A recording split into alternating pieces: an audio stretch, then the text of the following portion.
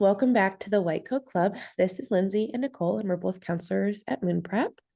And today we're going to be discussing the FAFSA, and we're super lucky because Nicole was a former financial aid officer at a university, and so she definitely has a lot more information than the average counselor would have about the FAFSA. So she's going to be a really good resource for us today. Now, if this is your first time listening or you're a longtime listener, don't forget to like and subscribe to our channel. Then you can get more great content about both direct med and college admissions news. So Yeah, I'm excited for this topic. good. Yeah, you're definitely going to be really good. I can definitely do the basics. You're going to be our expert, and I can definitely cover our basic answer of what is the FAFSA. And then you can definitely dig more into the nitty gritty of like, what does FAFSA provide? For sure. But at least for FAFSA, it stands for Federal Application for Student Aid. Now, it is free to fill out. So if you're filling it out and it asks you to pay to submit, that means that you're not on the right site. You're like on a scammer website. So it is free, and it is a great way to get aid. So, Nicole, do you want to kind of dive into a little bit more about what does the FAFSA actually provide for students? Yeah, absolutely. So as you said, it's free to fill out, and what it determines is eligibility for student loans, Pell Grants, and work study. I think there's a common misconception that this is like how you get like true scholarships and like big amounts of money for school. And unfortunately it's not. So we'll kind of dive into it a little bit. So student loans is really the main thing that everyone is eligible for from filling out the FAFSA. Now, I'll get into kind of what makes you eligible for what things, but I'll kind of just break down those first three categories that I discussed all first. The loans, the Pell Grants, and the work study. So the student loans, there's two types for students. There's the subsidized and the unsubsidized. The subsidized, the interest does not accrue while the student is in school. So regardless of the interest rate, while you're a full-time student, interest will not be accruing to your account. There's also unsubsidized loans. Interest will begin to occur as soon as the loan disperses. So loan disperses, usually about 10 days before the semester begins. And then that's when that interest will start to accrue for those amounts. I think the amounts is kind of what throws a lot of people off. They're like, oh, perfect. My student can just take loans, cover school. That'll be that. Freshmen are only eligible for up to $5,500 per year. So if we're looking at, some of the schools and their tuition rates for these years, upwards of $60,000 for most private schools. It's really not getting you really anywhere. The interest rates, I think a lot of families traditionally will take the loans for the 5,500 because the rates are traditionally lower than you'll be able to get from like a bank or a credit union for student loans for school. Now, personal loans could be different rates, but for school loans, the rates are typically higher than the federal rates are. They used to be pretty low. As we speak right now, I think everything's kind of high. So those rates for the subsidized and unsubsidized are about 6.5% at the current moment. Now you're locked into that rate, which is also a good thing.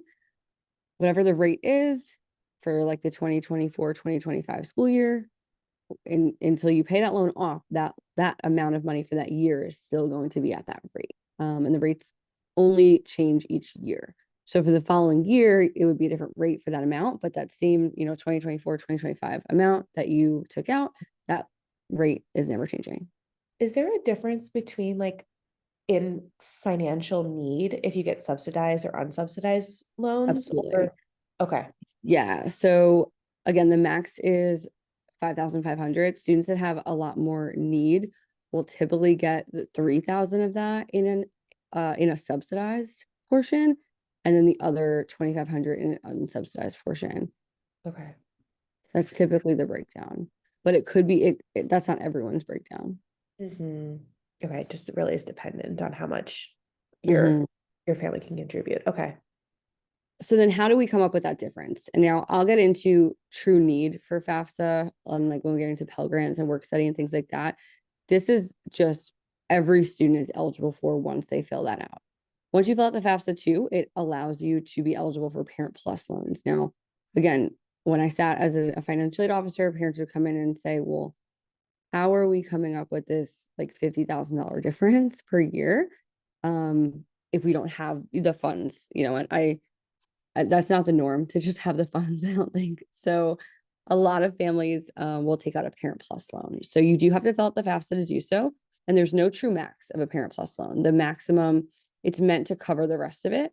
And it's based on the cost of attendance. So cost of attendance is a little bit tricky, like really basic way to explain it is whatever the tuition plus room and board are, that's your cost of attendance to be at that school.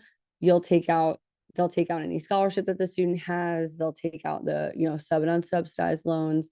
And then whatever that difference is, the parent will be able to take out in a Parent Plus loan. Rates are typically higher than the student ones. They're always higher. But again, if you're looking at a bank or something like that, it's still typically lower. And they're fixed. So that's usually what a lot of parents will do. It's also extremely easy to get approved. I have a lot of families that sit down with me and say, listen, I don't have the best credit. We have a couple of cars, payments, we have, mortgages. I don't know if we're going to get approved for this, but I'm going to say 95% of people get approved without even needing a cosigner. If you need a cosigner, like typically the other parent can just cosign. And So I know that was a lot of information just on that. and I guess like one, you might get into this later on, but like, how would it work if a parent is divorced? If you like live primarily with like one person, would it just be the amount that like parent one who provides like the primary care for the student? Would it just be like their financial? That's a great question. I get that question a lot. So you Yeah. only have to put one parent on the FAFSA. Typically, you would never put more than one parent. If your parents are together, it really doesn't make a difference because they're going to go based on taxes. So if your parents are filing married, joint, regardless of which parent you choose, even if mom is stay-at-home mom and doesn't work at all and dad makes all the income, it doesn't matter. It's going to be the same because you're going off the taxes. Yeah. And it's the prior year. So a lot of people will take that information and do with what they want to, but it's the prior year, just so you know. So for the 2024, 2025, they're going off of 2022 taxes. So if you're thinking ahead, it's prior. They kind of Cool. switched that maybe like 7 or 8 years ago at this Okay. point. So now if your parents are divorced, now the wording states that you're supposed to put the parent who provides the most support. It does not need to be the parent that you live with. It's the parent that provides the most support. So it's kind of up to interpretation. Every single family is completely different. So if you need to kind of sit down and look at your family and determine what that would mean for you. And what about those other things you were talking about, like Pell Grant and work study? Yeah. So for the Pell Grant, you typically have to have a pretty significant need. So the FAFSA, once you fill it out, it'll spit out an EFC, which is the estimated family contribution. They're going to take, and it doesn't even matter what the tuition is for the school. They don't even consider that because they don't even know what school you're going to be attending. So they're going to take the estimated family contribution based on how much money your family has, makes, taxes, how many students you have in college already. And they've changed the questions up a bit to try to make this a little bit easier and a little bit more accurate for families. And based on that EFC, it could be 0. If it's 0, you get the max amount of Pell Grant. Grant is something you do not have to pay back. So the max Pell award for this academic year, it changes every year, is $7,395. So again, not really making a huge difference, not moving the needle a ton. Yeah. I think the name of the game for financial aid and scholarship is every little bit counts. But again, you have to have that kind of 0. You have to have that 0 EFC basically to get that full amount. Now, if your EFC is higher, you likely will not be eligible for Pell at all. Many students are not, just because their EFC is high.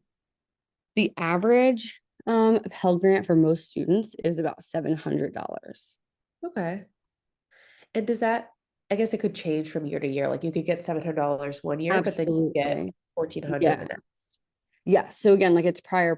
So, and you don't have to use the same parent. So if you're going to school in 2024, 2025, and prior year, 2022 dad or mom had a different job or a different financial situation than they will in like 2 years from now. Every single year you have to fill it out, which is a great thing. It's definitely frustrating because it's like another thing on your to-do list, but it gives you the flexibility if things do change. Yeah.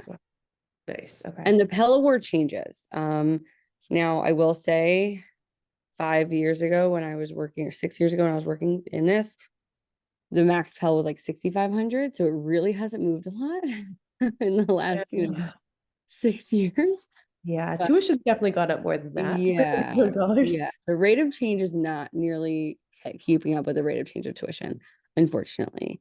So again, if you're, listening to this and you're, still a couple of years away or a year away from even applying, just thinking ahead, really when it comes down to making a list of the schools that you're going to apply to. Now, I'll talk a little bit about scholarships. A lot of families will say private schools are so much more expensive, which is 100% true. They also have more aid to be able to give scholarship wise. So a lot of the time, if you're a great candidate for this private school, it will almost even out to be a public school tuition rate. Public schools tuition is lower. They often don't give nearly as high of scholarships for students.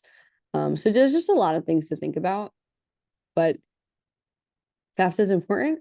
If the school that you're applying to, so some families will sit here and say, there's no way I'm filling this out. We make too much money. We're not going to get any Pell. We have the money. We don't really need the loans. We're going to go another route. Now, some schools that are not need blind, will give additional scholarship to students who have needs. So again, sometimes you won't have the need necessarily for Pell because it does have to be pretty low, but you may have the need enough for a school scholarship or a school grant. So you're doing in like the grand scheme of the amount of work that you're putting into college and the hours and the essays and the research, and take the extra little bit of time and do the FAFSA because it could turn out better for you in the long run. It only takes like an hour or two to do it, right? Yeah, it's not hard. And if you have multiple kids like in college at the same time, you just do it once and then there's a button that says like transfer my info for my next kid. So it's pretty easy. They're really trying to make it much more streamlined. It seems extremely intimidating, but it's not as bad as it seems. So I'd fill it out just to see. Yeah. What can it At really least hurt? if your student's a freshman, for sure. Yeah. Um, So work I study was the next category. Oh, unless you had another question no, about. no, no, go for it. Right. Work study, again, is its own category.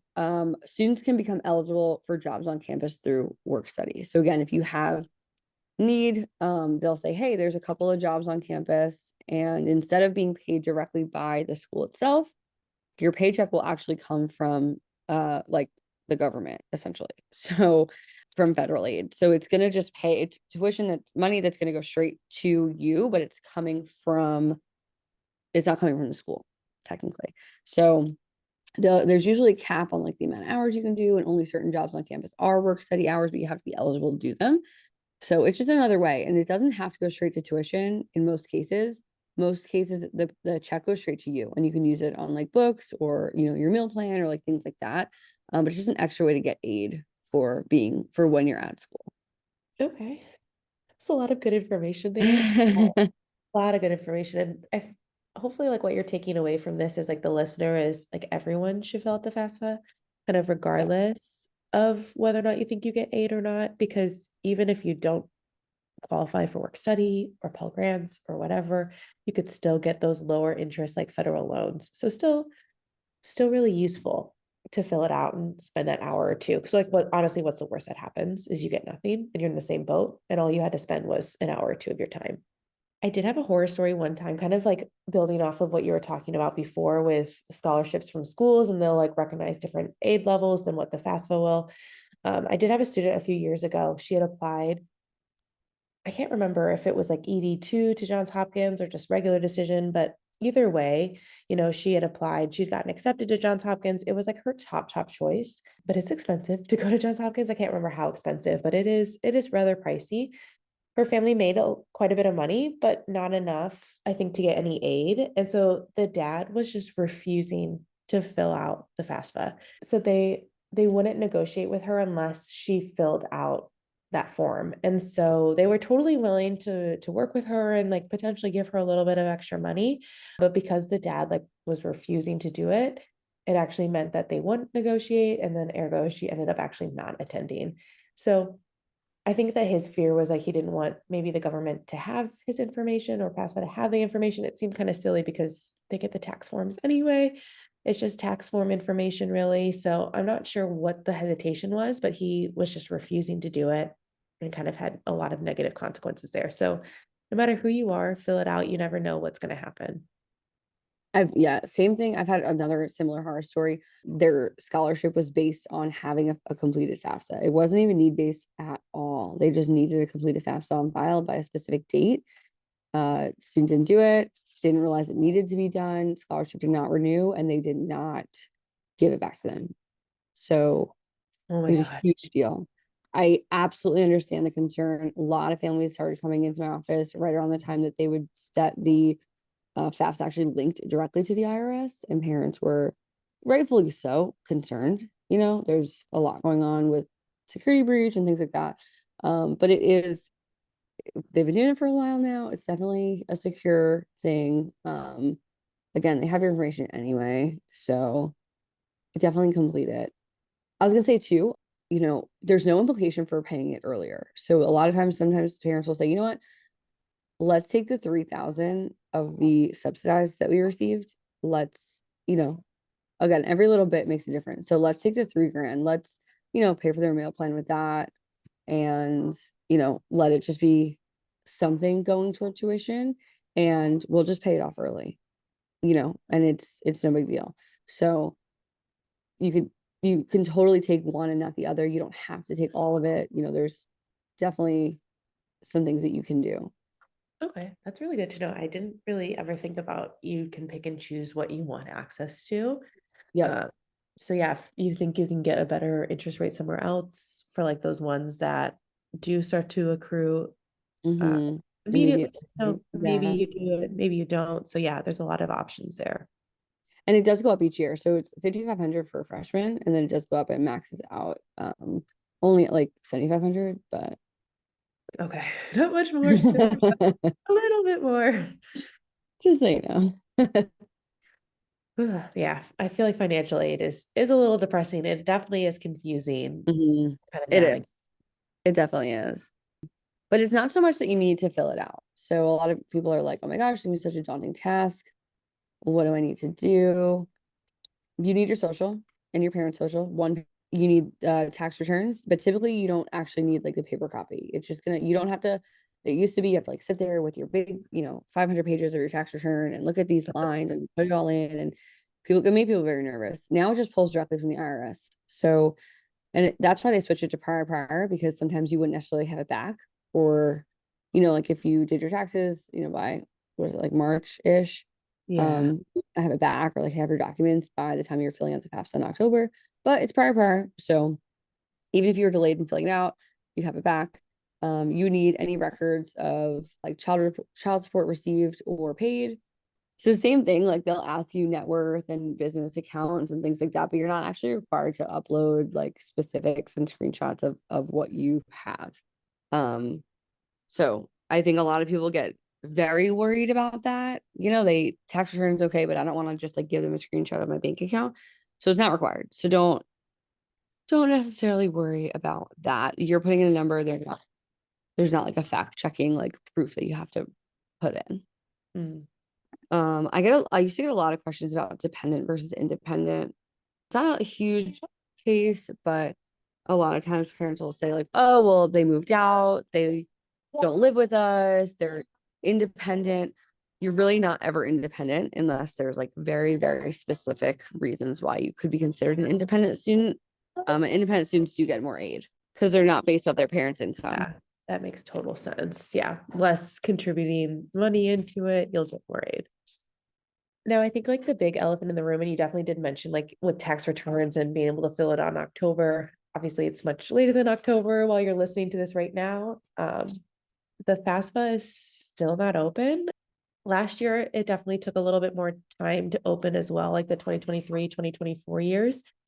We had a complete like revamping of the system last year. And I think there was a lot of bugs that they had to work out. And so it was delayed, I think until like mid-December or so. It was quite late. And so it delayed a lot of different things, delayed aid for students, and really, I think, caused a lot of confusion. Unfortunately, it looks like this year we're going to kind of have the same thing where the FAFSA is going to be released in December. When we were looking it up before, like, at the time of recording, it doesn't seem like there's an exact date per se listed yet, but we're assuming sometime in December, kind of similar to last year as they work out the kinks. It sounds like right now they're doing some testing and things like that. They're rolling it out to like a select number of families, and then they're going to continue to expand and expand and expand as we go along. Yeah, I'm hopeful that it's a little bit easier than it was last year. We will see, but who knows? Hopefully no heartache. Like last year, it really did derail. They even pushed back like enrollment deposits and things like that because it kind of reduced the time that students got, or like, they had to accelerate how fast they got the aid. And that just took a long time to get to students last year. So it'll be interesting to see if something similar happens again this year. One big question I always get asked too is the difference between CSS profile and FAFSA. Every school uses the FAFSA. Is that right? Every school does, or is it like almost all schools? Pretty much like 99% of schools use the FAFSA. Yeah. That's what I was kind of thinking. I can only think of like a few exceptions of schools that I've seen that do not use FAFSA. Like California North State, they've got like a BSMD like pathway program there. And I've had students look into their tuition before, and it's expensive. I think it's like $80,000. They do not participate in the FAFSA, so that means you're not eligible for any of like those loans or things like that, despite how much your, contribution might be. So that's a tough one. So almost all schools will use the FAFSA, but only 250 schools will also use the CSS profile. Nicole, what do you think like the big difference between the two are? They're just asking the question in a different way. I think some of the FAFSA rebrand was trying to be a little bit more like the CSS profile, but you're not. It's more so need-based for the school. It's not getting you eligibility for federal aid necessarily. It's more so if the school has need-based aid that they can give you, that's why they would use the CSS. It's still important to fill out if your school is one of those 250. Yeah. It has like a small cost to send the scores. Does that one cost a little bit, like 10, 15? I don't remember how much it is per school. So I'm kind of annoyed, but still could be a way to get some hopefully more aid from schools. Because it stands for the College Scholarship Service Profile. Yeah. So it has nothing to do with federal aid. It's really only for college scholarships, and they want to check your need to determine eligibility for them. Okay, let's go through some FAQs. I know we kind of did some of these beforehand, but this is one thing that parents always ask me is if you're international, are you eligible for FAFSA? No. No, yeah. If your Unless parent is international, then you are. But if you are international, you are not. unless you're a US citizen living abroad. Yes. Yes. You only US citizens are eligible for FAFSA. Your parent does not need to be a US citizen, but you do. Of where you're living. Yeah, regardless of where you live. Exactly. Okay, that's good to know. We kind of touched on this before, like California North State. I think it's because they're not an accredited institution. That's why they don't provide federal aid. So Yes.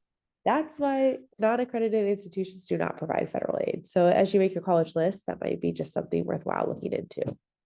And then I think you touched on this before, that you have to always provide parent information. It's like very limited cases where they'll allow students to be independent.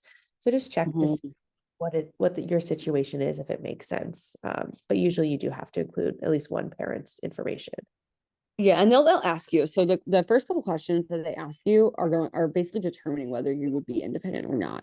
If you're in the military, if you have any dependents of your own, if both of your parents are either deceased or incarcerated, those are like the majority of them. There's always extenuating circumstances. If you have one, reach out to your financial aid office at your school, like the college that you plan to go to, and explain this very specific situation that you have, and they can guide you to see if you're eligible.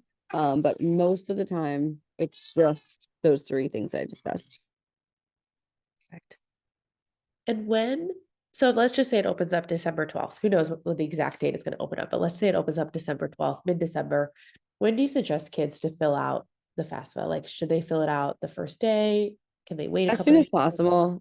Yeah. Mm, Yeah. I plan like at least in the month that it opens.